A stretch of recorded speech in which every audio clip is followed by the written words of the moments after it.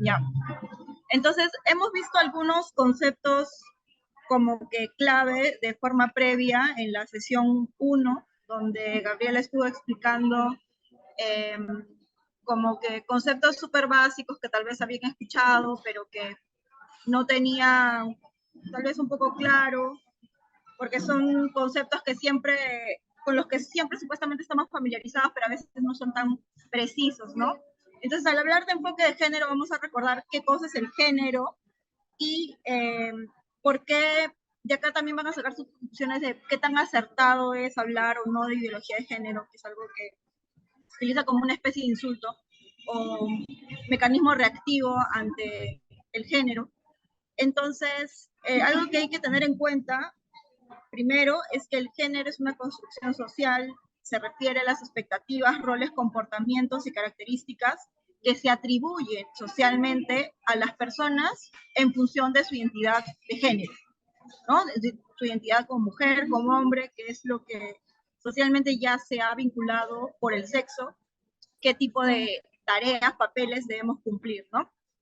Y de ahí es donde también es importante tener en cuenta los roles de género y los estereotipos de género para poder seguir avanzando en la línea de lo que queremos llegar, que es justamente hablar sobre la transversalización del enfoque de género y también la aplicación del enfoque de interseccionalidad, ¿no? Que va un poco más allá del enfoque de género. Bueno, y acá hace referencia a justamente algo que también se vio en la primera sesión, la diferencia del sexo biológico con el género. Se trata de cómo es que se espera que se actúe y se comporte una persona en base a estas normas sociales y culturales, ¿no? Ya, esto es como para recordar un poquito sobre los roles de género y los estereotipos, ¿no? Los roles de género, como le decía, tiene que ver con ese papel que se asigna al nacer, ¿no? ¿Qué es lo que se espera de cómo nosotros vamos a actuar en función a nuestro género?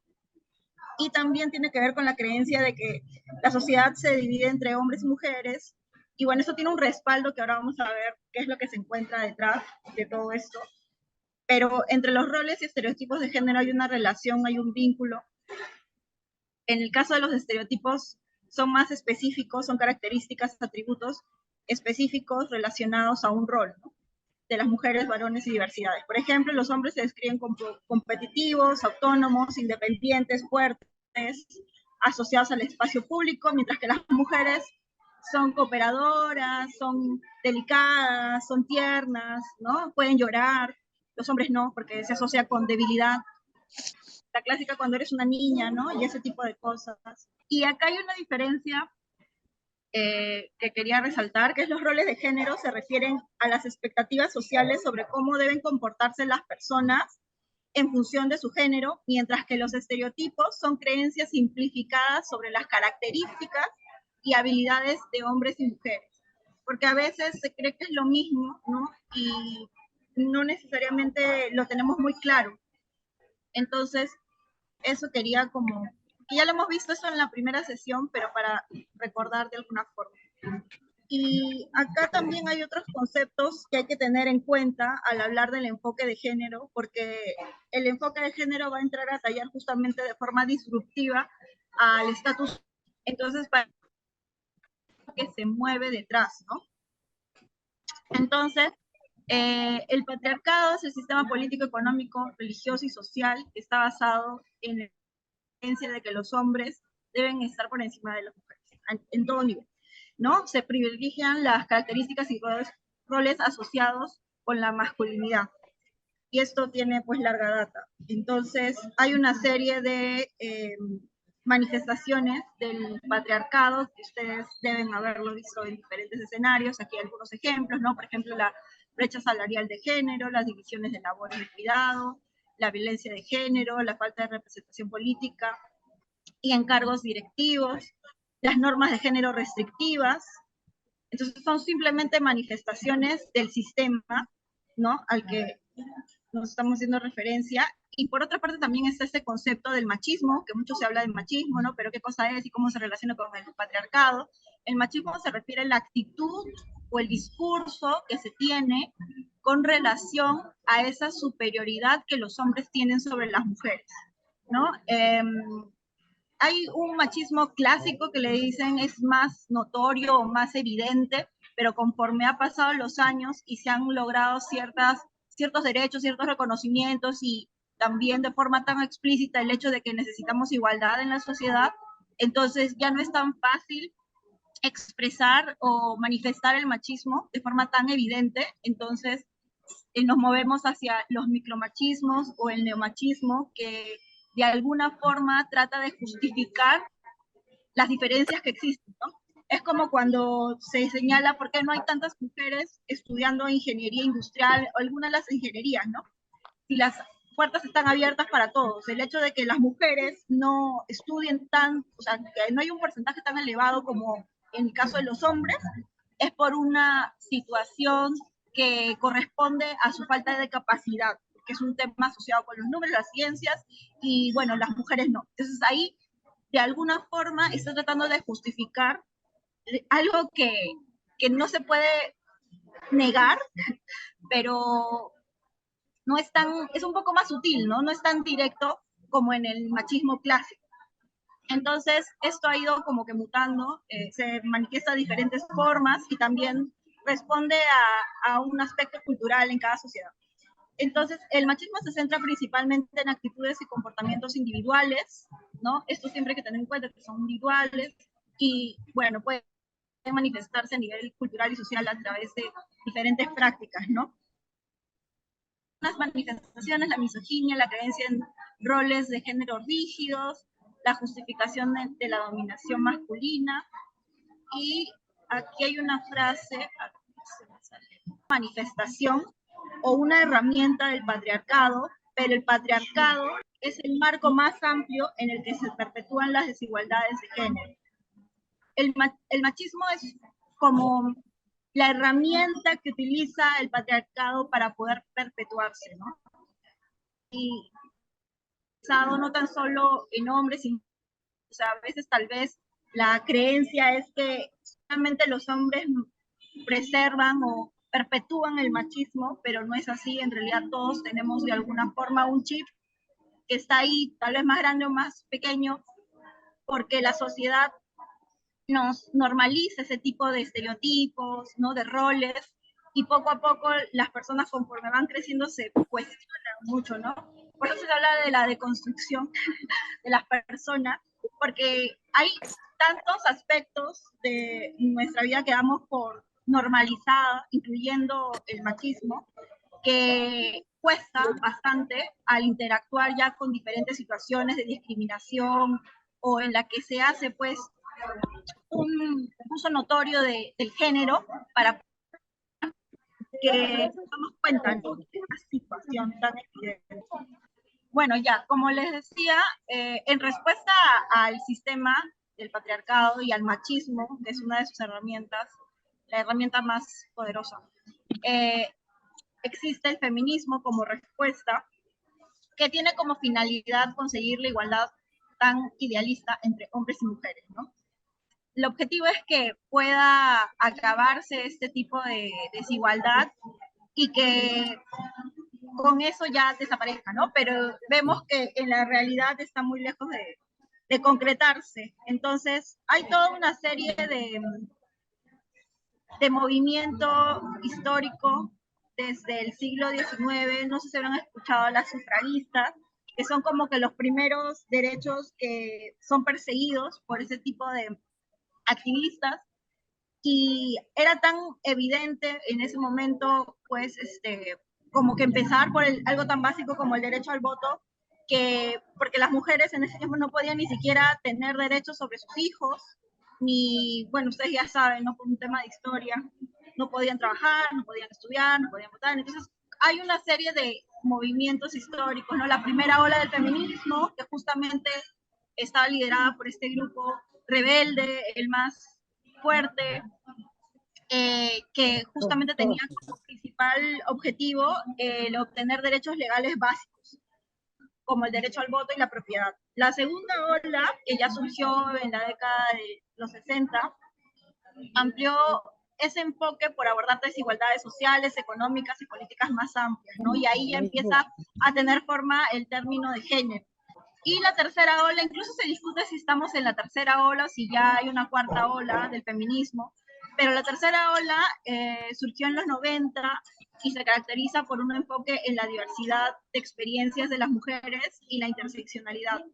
Quería que se puedan posicionar los conceptos y tenerlos en cuenta al momento de ver qué cosa es el enfoque de género, porque la idea de buscar la transversalización del enfoque de género, tanto en organizaciones a nivel institucional como en políticas públicas, tiene que ver con el sustento de la desigualdad, el sustento de por qué estamos en una situación en la que es necesario realizar ese tipo de ajustes, ¿no? Entonces, por eso necesitamos este contexto previo en el que la desigualdad existe, en el que hay un sistema social, político, económico que refuerza la idea de superioridad de los hombres por mujeres y diversidades en general. Y hay una serie de también estereotipos que están entrelazados y que de alguna forma perpetúan el sistema, ¿no? Y en ese marco se encuentra el feminismo como respuesta.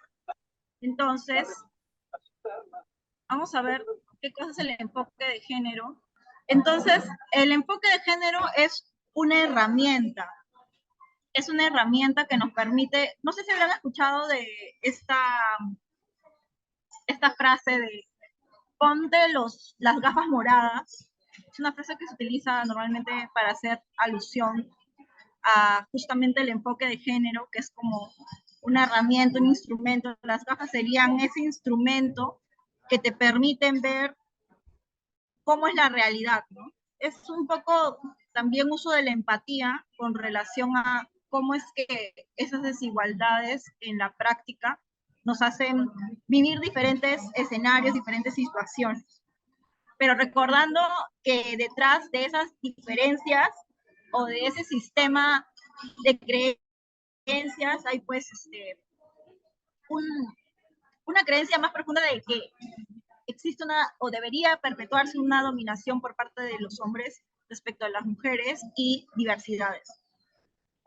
Que parece, cuando uno lo comenta o lo dice en diferentes contextos, el tipo de respuestas varían desde existe igualdad, ¿no? Por eso es que ahora quieren cambiar el nombre del Ministerio de la Mujer y Poblaciones Vulnerables por el Ministerio de la Familia, porque una de las cuestiones que siempre se hace mención es justamente el hecho de que la desigualdad no existe.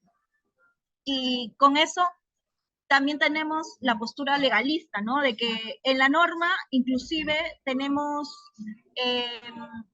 normas que nos permiten equiparar esa situación entre hombres y mujeres.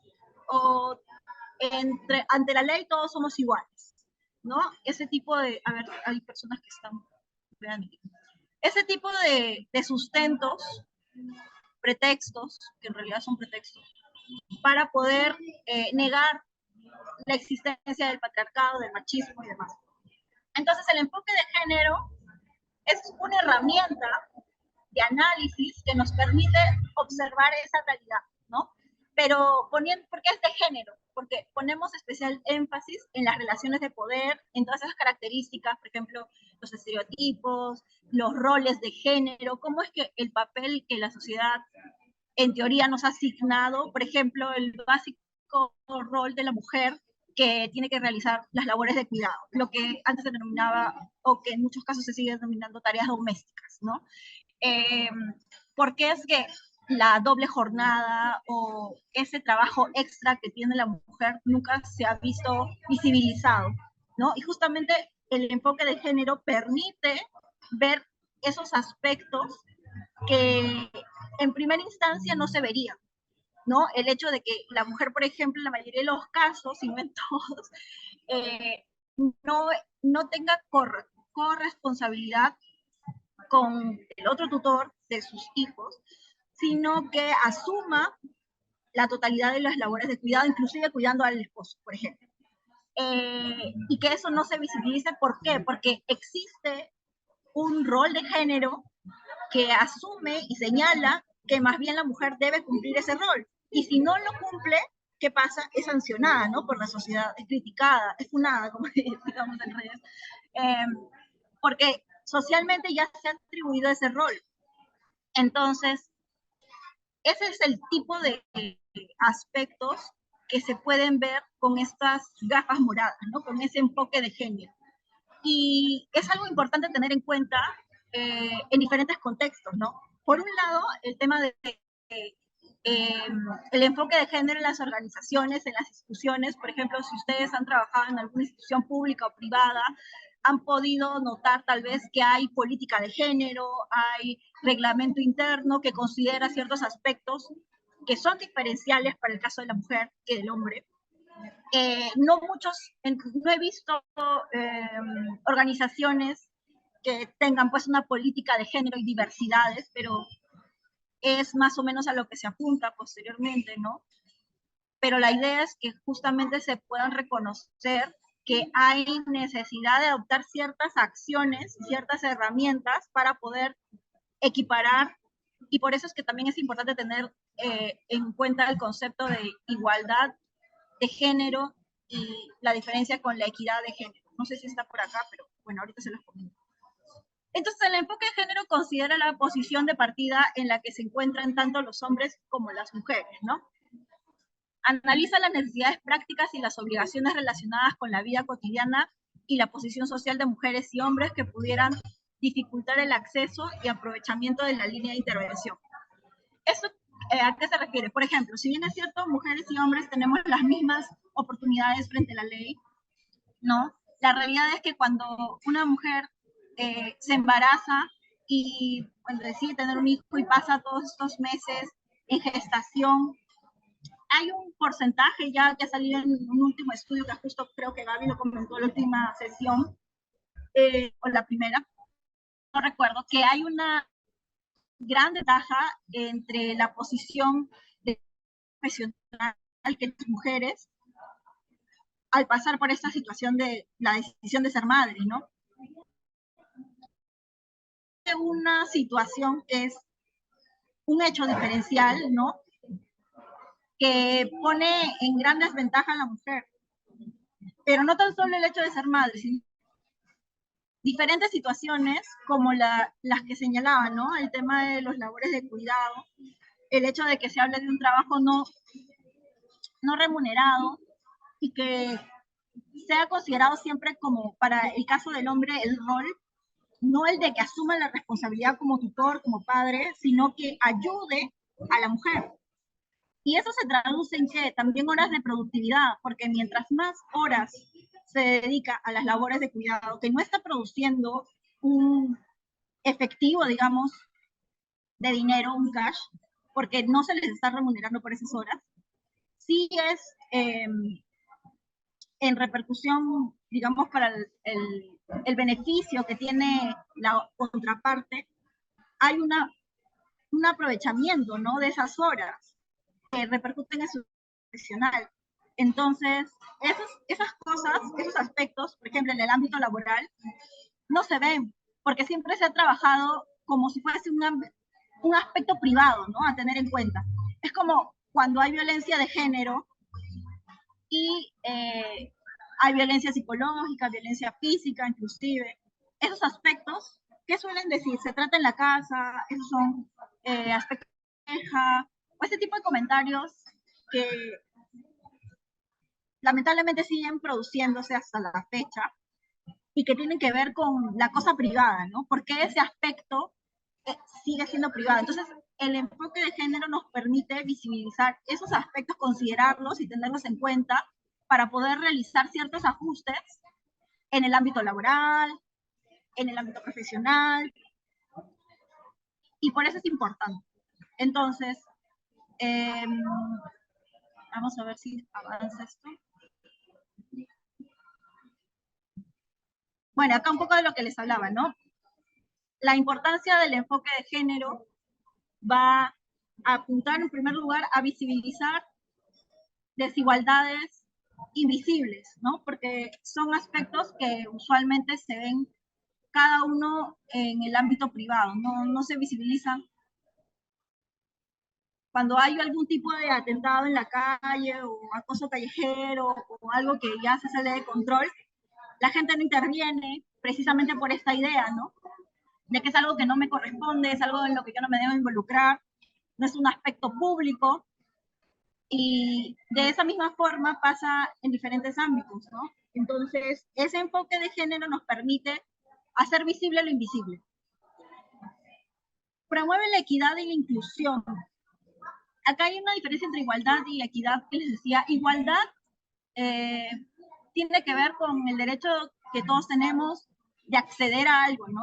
Algo así, digamos que lo podemos resumir en términos sencillos. El derecho a la igualdad que tenemos todos por el solo hecho de ser personas.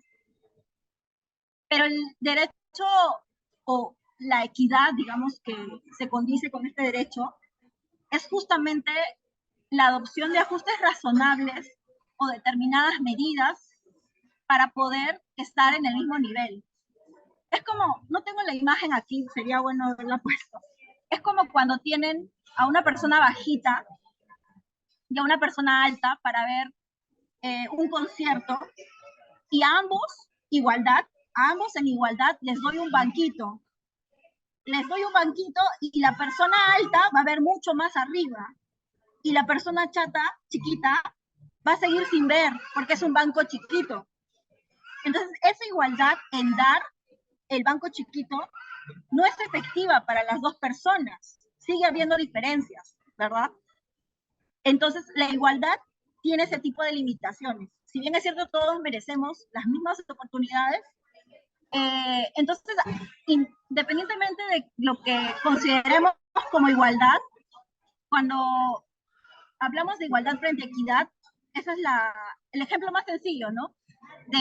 En igualdad yo les doy a dos personas con diferentes características, les doy lo mismo, pero en términos efectivos de accesibilidad, ¿en verdad es eficiente que yo les dé lo mismo a dos personas con diferentes características? No. Entonces, ¿qué busca la equidad? Yo, por ejemplo, le doy un banco grande a la persona bajita y no le doy ningún banco o le doy un banco pequeñísimo a la otra persona. Y de esa forma ambos pueden divisar lo que está lejos y pueden acceder a eso que quieren ver, ¿no? Entonces, algo así funciona la igualdad y la equidad. Son conceptos que tal vez parecen que dijeran lo mismo, pero no. La igualdad, nosotros todos merecemos acceder a igualdad de oportunidades, pero inclusive accedamos a las mismas oportunidades con nuestras características diferentes, con nuestros privilegios distintos, unos más que otros, con nuestros contextos también diferentes. No todas somos las mismas personas con características, no sé, de discapacidad, tal vez un tema de una situación socioeconómica de pobreza, de clase media, acceso a internet, no lo sé, o sea, son diferentes características, salud mental, no goce de salud mental, por ejemplo, lo cual te predispone también en tu salud física, o sea, hay una serie de circunstancias que, aunque tengamos el acceso a la igualdad de oportunidades, no nos va a acercar a esas oportunidades realmente. Por eso es que no basta con hablar de igualdad, sino que hay que hablar de equidad. Y en pro de esa equidad de género es donde se realizan este tipo de ajustes para poder garantizar que la mujer también, bueno, ya ahora más amplio, ¿no? Porque ya no es tan solo un tema de la mujer. Antiguamente cuando se hablaba de género, en el principio del movimiento de género siempre se asociaba mujer o género, pero ahora es un poco más amplio, ¿no? También hablamos de las diversidades. Y incluso en la primera sesión vimos la diferencia entre estos conceptos bien en cuenta porque son importantes al momento de aplicarlos, tanto en la transversalización del enfoque de género a nivel institucional como a nivel de proyectos y políticas públicas que son diferentes, ¿no? Escenarios. Entonces, otro aspecto que es importante gracias al enfoque de género o que resalta es que fomenta la participación y la representación también. Hay muchos eh, aspectos, por ejemplo, que tienen que ver con la toma de decisiones, ¿no? ¿Cuántas mujeres están en una posición de toma de decisiones? O sea, lamentablemente, por ejemplo, nuestra primera presidenta ha sido Dina. Y claro, uno diría, wow, qué chévere, una mujer presidenta. Ya sabemos cuáles son las características de ese acontecimiento, pero no es algo, o sea, en 200 y tantos años en Perú, una presidenta eh, mujer es solamente una fotografía o un ejemplo de lo tan mal que estamos en equidad de género. Entonces, el hablar de enfoque de género, ponernos estos lentes violetas, ¿no? Que nos permite ver la realidad de otra forma, también va a ayudar a la participación y representación en este tipo de posiciones de toma de decisión, ¿no? Y bueno, también tiene que ver con la transformación social, porque al considerar el enfoque de género, la teoría de género, ampliar un poco también nuestros paradigmas, nuestros esquemas mentales, nuestros sistemas de creencia, ayudamos a transformar, a cuestionarnos, ¿no? A cuestionar lo que hemos aprendido y desaprender un poco también en virtud a conocer nuevas personas, nuevos sentires, nuevas identidades, aspectos que tal vez 10 años atrás no teníamos la menor idea, pero nos hacen también cuestionar nuestras propias creencias, como decía, ¿no? Entonces, así como muchos de ustedes decían, ¿no? El enfoque de género es un instrumento, es una herramienta, es una metodología. Lo importante que hay que tener en cuenta es que, así como, por ejemplo, ¿no? El machismo tiene su sistema detrás, que es el patriarcado. El feminismo está como respuesta a este sistema y a su instrumento que busca que se perpetúe. El enfoque de género, digamos que es como su especie de instrumento respecto al feminismo, ¿no? Y claro, no se habla mucho de feminismo porque siempre se asocia como algo negativo. Y de hecho, cuando uno realiza investigaciones a nivel estatal o privado, nadie va a hablar, pues, una investigación sobre el feminismo en la ONG o en la entidad no sé cuantitos, o sea, no va a ser desde esa perspectiva, pero sabemos que hay un trasfondo de un movimiento de género, de un movimiento feminista, y que en el marco de ello es que se gestó este tipo de instrumentos, ¿no? Entonces, podemos verlo de esa forma. Hay una última parte antes de pasar a otra cosa que quería ver. Esto es algo que les decía, ¿no? La igualdad de género se refiere a la idea de que todas las personas, independientemente de su género, tienen los mismos derechos, oportunidades y acceso a recursos. Busca eliminar la discriminación y prejuicios basados en el género, promoviendo la igualdad de trato y oportunidades, tanto para mujeres como para hombres. O sea, suena bonito, ¿no? Suena bonito, pero ¿qué más necesitamos para que esta igualdad de género sea factible en la realidad? Y de hecho, muchas de esas acciones que se deben realizar a nivel prestacional para que la accesibilidad de los derechos sea plena, para el caso de las mujeres y las disidencias, las minorías, está a cargo del Estado, ¿no? Por eso es que tenemos un Ministerio de la Mujer, que ahora lo quieren cambiar. Pero esa es la razón de ser, ¿no? Y lamentablemente no funciona bien tampoco, pero peor, pues, si lo cambiamos al Ministerio de la Familia, ¿no? ¿Qué visibilización vamos a tener de la desigualdad de género si hablamos de una familia como si no hubiesen relaciones de poder dentro de la misma, ¿no? Y bueno, por otra parte está la equidad de género, que se centra en garantizar que se reconozcan y aborden esas diferencias, ¿no? Para que puedan alcanzar su máximo potencial. Eso me gusta, porque como les decía, ¿no? Cada persona tiene su contexto y esto no tan solo pasa en el género, pasa en general con nuestras diferentes realidades, ¿no? Podemos tener un enfoque, lo voy a inventar ahorita, un enfoque de la neurodivergencia, ¿no? que para quienes no están familiarizados con ese término, tiene que ver con los cerebros no típicos, digamos, los trastornos denominados trastornos de salud mental, pero que tiene que ver con un cerebro configurado de forma diferente al socialmente establecido, ¿no?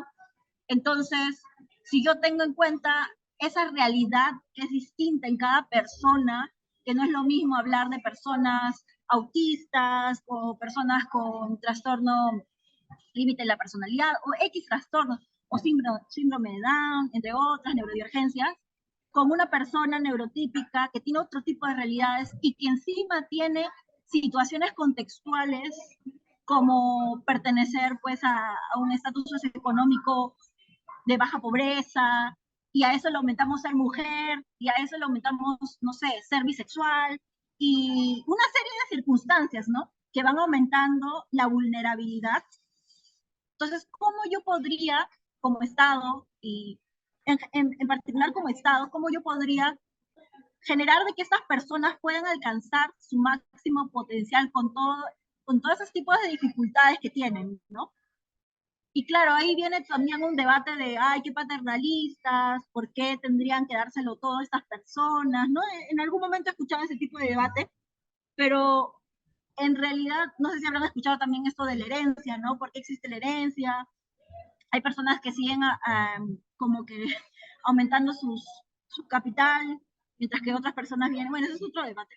Pero lo que voy es que cada persona tiene su contexto, su realidad, y ese tipo de características, ¿no? Una de ellas es el género, van sumando y van acortando nuestras oportunidades o el acceso a las oportunidades. Porque podemos tener las oportunidades de cerca, pero el hecho de ser una madre que recién ha dado a luz a su hijo y que tiene que dar de lactar, entre una mujer con esas características y un hombre que acceden a la misma oportunidad, tal vez la mujer va a tener que ser más racional en ese momento y prescindir de esa oportunidad porque necesita dar mayor cuidado a su hijo, porque hay una serie de circunstancias que le llevan a tomar esa decisión.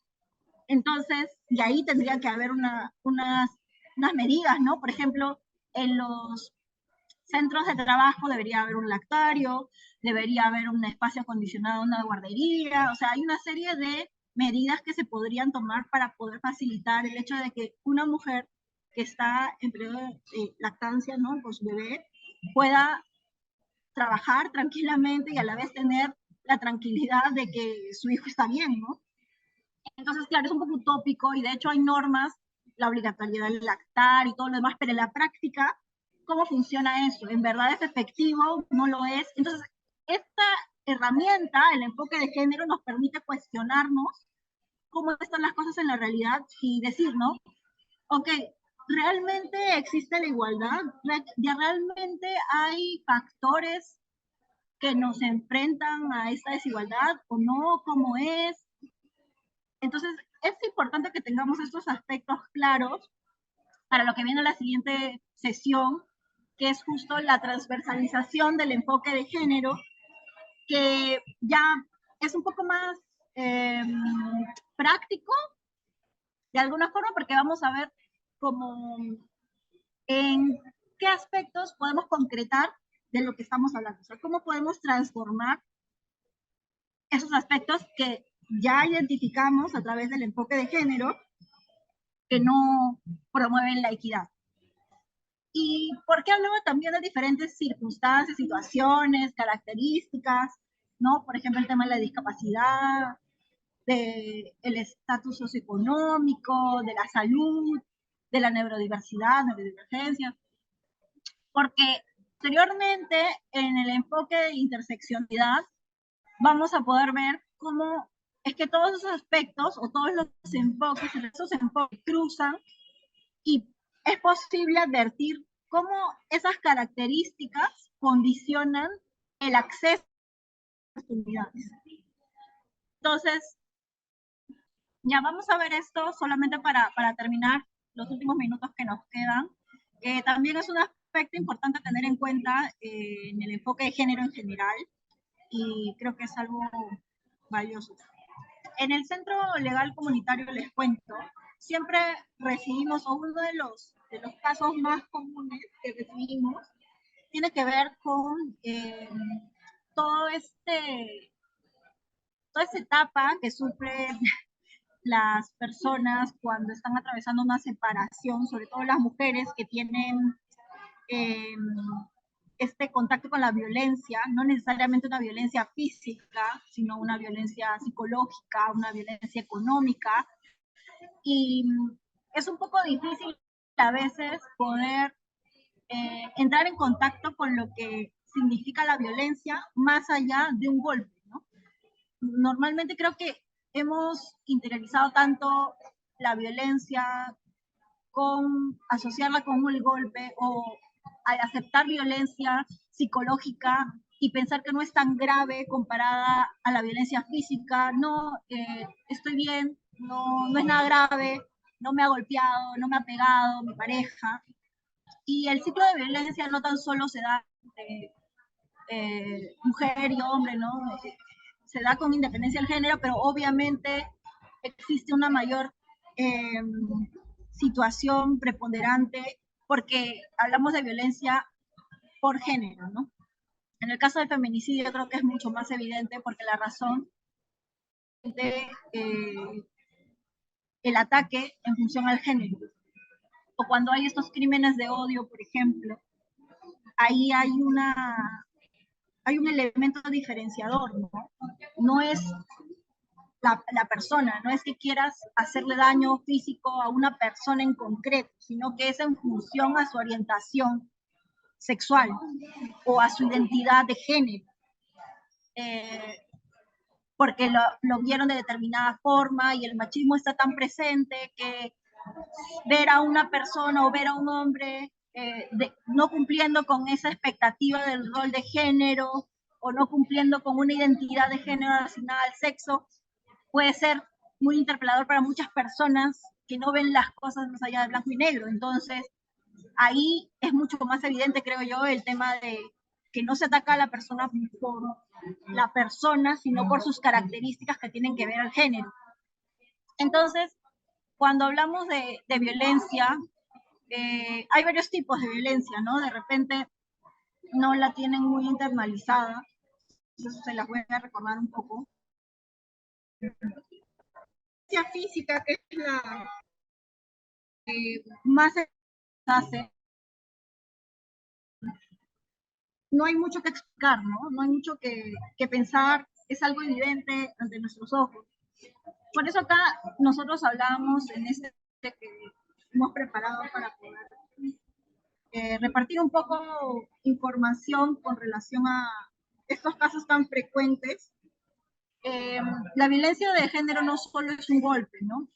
Una relación tóxica puede terminar en feminicidio, porque hay una serie, una escala de ciertas vulneraciones, ciertas acciones de violencia que van escalando y que van dejando ciertos estragos, ¿no? Por ejemplo, la acumulación de tensión, discusiones, celos, humillaciones, es como que el primer estadio, el primer peldaño, digamos, ¿no? Luego tenemos el episodio violento que tiene que ver con un maltrato físico o psicológico y especie de, ustedes no sé si saben, pero el maltrato psicológico predispone tanto a la persona que hay una manipulación de por medio en el que, bueno, si han escuchado el gaslighting, ¿no? El gaslighting es una forma de maltrato psicológico que usualmente pasa desapercibido porque convences a la otra persona de que en verdad no está en lo cierto, ¿no? Y esta persona duda tanto de su capacidad de raciocinio, de lo que está viendo, de la realidad, que se genera una disonancia cognitiva en un escenario en el cual crees algo, ves otra cosa, es como cuando te prometen algo y en la práctica no ves esas promesas reflejadas y es una serie constante de promesas y acciones que no se condicen y eso hace que tu mente entre en bucle de pensamientos y una disonancia cognitiva que no se puede romper.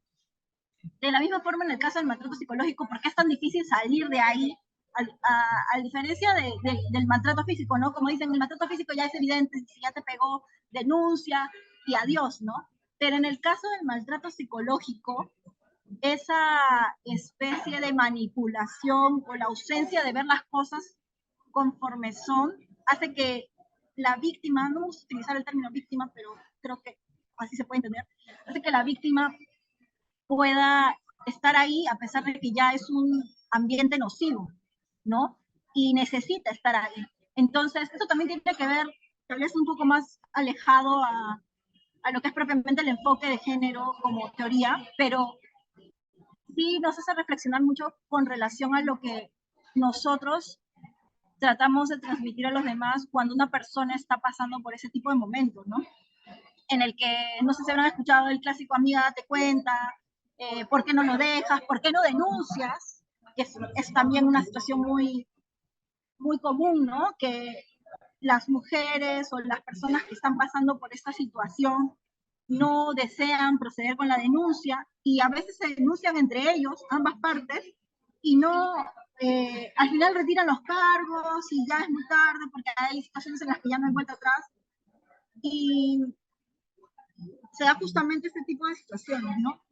Entonces, el maltrato psicológico yo diría que es un poco más peligroso que el maltrato físico, porque el maltrato físico algunas personas las pueden hacer despertar y salir de esa relación de violencia. Eh, pero en el caso del maltrato psicológico es tan sutil o es tan de manipulación que es más difícil enfrentar la realidad y salir de esa especie de adicción, porque también hay una lógica a nivel de neurociencias sobre cómo se vuelve adicto esta persona a la atención que la otra le da, ¿no? Entonces hay todo un entramado ahí que parece poca cosa, parece algo más sencillo, pero no lo es en realidad. Luego tenemos el distanciamiento, ¿no? Que también es una forma de castigo psicológico en algunos escenarios, el bloqueo, que en muchos casos el bloqueo se da para resguardar la dignidad de la persona, la salud mental, la estabilidad emocional, pero en muchos otros casos se utiliza como castigo, ¿no? En escenarios de relaciones con narcisistas o relaciones con psicópatas. Entonces, se da un poco de una serie de mecanismos para poder sancionar a la persona por determinada conducta y hay un condicionamiento, pues, en esta dinámica, ¿no? Y la clásica, que luego de todos estos episodios de violencia se da el de la reconciliación, ¿no? Y otra vez empieza el ciclo en el que aumentas esas discusiones, los celos, las humillaciones y una serie de episodios de violencia. Pero hay otro aspecto de violencia que no, otro tipo de violencia que no se ha mencionado acá, que es el de la violencia económica, que pasa muy, muy desapercibida, porque hoy en día uno pensaría, pues, sí, todos trabajan, mujeres, hombres, partiendo de justamente el tema de que la desigualdad entre hombres y mujeres no existe, y pensamos que todos tenemos las mismas oportunidades, los mismos contextos, escenarios y circunstancias o acceso a estas oportunidades, entonces asumimos que las mujeres y los hombres trabajan por igual. Y bueno, a veces nos olvidamos de que hay familias o hay parejas que se desarrollan en función a esta dominancia económica por parte, por ejemplo, del esposo, ¿no? Entonces, basado en estos roles de género, la madre, la esposa, se hace cargo de las labores del hogar, las labores de cuidado, de cuidar al hijo, de ver todas las cosas del hogar, cocinar, limpiar, apoyar al esposo para que pueda trabajar y proveer al hogar, ¿no? De acuerdo a estos roles de género que tenemos insertados. ¿Y qué pasa? La mujer al no trabajar no tiene dinero para que pueda hacer sus propias cosas, para que pueda salir, para que pueda cocinar independientemente de lo que ya está programado, o sea, para que pueda hacer su libre albedrío con su dinero. Y solamente depende de lo que el esposo le da. De esta forma, hay una manipulación económica, porque cuando la mujer quiera salir, supongamos que han pasado unos 10 años en los que se ha encargado de la labor de cuidado, hasta que su hijo pues tenga 10 años y la relación ha sido tóxica, pero no ha podido salir de esa situación porque también hay un miedo de alejarse de su hijo. ¿cómo sale una persona luego de 10 años con su grado, su título profesional, lo que sea? Pero ¿cómo sale una persona luego de 10 años de estar sin actividad profesional, sin trabajar, sin hacer nada, a enfrentarse pues al mundo laboral? ¿Quién la va a querer contratar? Ese tipo tan sutil uno diría, ¿no? Pero si te lo están dando todo, la clásica, ¿no? La mantenida y todo eso, que son comentarios machistas, pero ¿qué hay detrás de eso, no? En realidad hay una aspiración a controlar absolutamente todo, de tal forma que cuando quieras salir de esa relación, no puedas, porque no vas a tener herramientas, a menos que tengas otro tipo de facilidades, apoyos externos, pero en primera instancia es muy difícil que esa persona recupere su independencia, ¿no? Empezando por lo económico. Y también está el miedo, el condicionamiento de no ver al hijo, ¿no? Entonces, hay muchos tipos de violencia que pasan desapercibidos y también hay que tener en cuenta una serie de aspectos que pueden alejarnos pues de esta igualdad de oportunidades que les mencionaba, ¿no? Acá hay otros ejemplos sobre maltrato, ¿no? Los insultos, maltratos son violencia psicológica, el control sobre tus compras o que no te dé dinero para los gastos de tus hijas e hijos es violencia económica, ¿no? Y bueno, algo que nosotras desde el Centro Legal Comunitario tratamos de promover es el tema de las denuncias, sí, pero también consideramos que no todas, no todas las personas tienen la fortaleza necesaria para poder hacerlo, ¿no? Como siempre decimos a nivel de los procesos legales que vemos con enfoque de género, que no es un servicio que lamentablemente esté el acceso de, o sea, me refiero que no hay muchas abogadas o muchos abogados que apliquen el enfoque de género en sus procesos, a eso me refiero. El proceso en general, todo proceso genera una aflicción emocional que condiciona pues nuestro estado de salud mental, ¿no? Y más aún si se trata de un tema familiar o un tema que gira en torno a la violencia. Entonces, hay que reconocer eso, ¿no? La situación que cada uno vive es diferente y no hay que juzgar a los demás, más aún si una persona lo que necesita es apoyo. Entonces, otro aspecto que tal vez deberíamos haber abordado ahora es también el tema del acoso y hostigamiento laboral, ¿no? Es una realidad que en los espacios laborales se da mucho las manifestaciones del machismo, las manifestaciones de los roles de género, cómo es que algunos comentarios por parte de nuestros compañeros y compañeras de trabajo pueden afectar nuestra productividad, que es tan ansiada en el ámbito laboral, cómo es que esto también escala en algunos casos, ¿no? A acoso sexual, y esos aspectos de género en las instituciones, tanto privadas como públicas. Entonces, eso también es algo para tenerlo en cuenta. La próxima semana, no, el miércoles creo, tenemos la siguiente sesión que es sobre transversalización del enfoque de género. Entonces ahí vamos a poder conversar un poco más cuál es el método de aterrizaje de este enfoque llevado ya a instituciones y a proyectos, políticas, ¿no? Para ver cómo es que decanta esto, que ya lo entendemos a nivel teórico, pero cómo se hace realidad y efectivo, ¿no?